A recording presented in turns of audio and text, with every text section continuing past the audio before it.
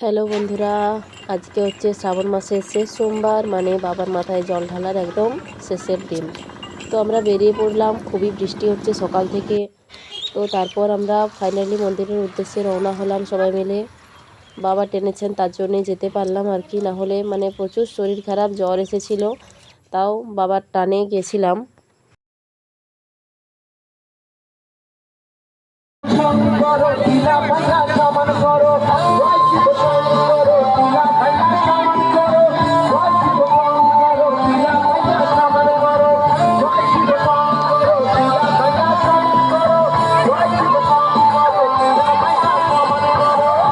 তীব্র বৃষ্টি হয়ে যাচ্ছে আর এখানে গান বাজছে, তার জন্য মানে ঠিকঠাক শোনা যাচ্ছে না।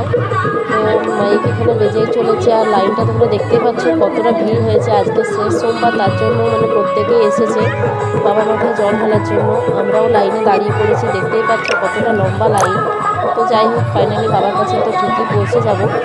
লাইনের মধ্যে দাঁড়িয়েছি অনেকক্ষণ, প্রায় মোটামুটি 1-1.5 ঘন্টা 2 ঘন্টার মতন লাইনে দাঁড়িয়ে তারপর বাবার মাথায় জল ঢালার লাইন পেয়েছিলাম। তো দেখতে পাচ্ছ মন্দিরের খুবই কাছে চলে এসেছি। মন্দিরটা এখান থেকে একটু একটু দেখা যাচ্ছে। তো এরপরে বাবার মাথায় জল ঢালার জন্য ঢুকে পড়লাম, লাইন পেলাম অবশেষে। তারপর আমরা 3 পাক করে ঘুরে নিলাম সবাই। 3 পাক করে ঘোরার পর আবারও লাইন লাইন মানে আজকে হচ্ছে একদম লাইন দিয়ে কাজ হচ্ছে, মানে যেহেতু শেষ সোমবার সবাই এসেছে। তারপর আবারও 3বার ঘোরার পর এখানে লাইনে দাঁড়িয়ে পড়েছি বাবার মাথায় জল ঢালার জন্য। জল নিয়ে রেডি হয়ে পড়েছি। তারপর বাবার মাথায় জল ঢেলে পুজো করে তারপর বাড়ি যাবো আমরা।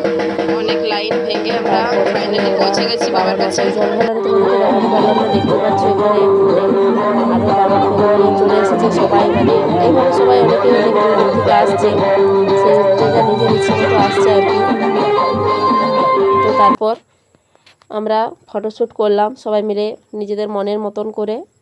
তারপর ওখানে ফটোশ্যুট করে ওখানে খাওয়া দাওয়ার ব্যবস্থা ছিল, ওখানে সবাই টুকটাক খাবার কিছু মানে হালকা খাবার খেয়ে তারপর ওখান থেকে আমরা হেঁটে হেঁটে বাবার বাড়ি চলে এলাম। তো যাই হোক, ভিডিও কেমন লাগলো অবশ্যই কমেন্ট করে জানিও। আর আমার ভিডিও ভালো লাগলে আমাকে সাপোর্ট করো, লাইক করো, কমেন্ট করো।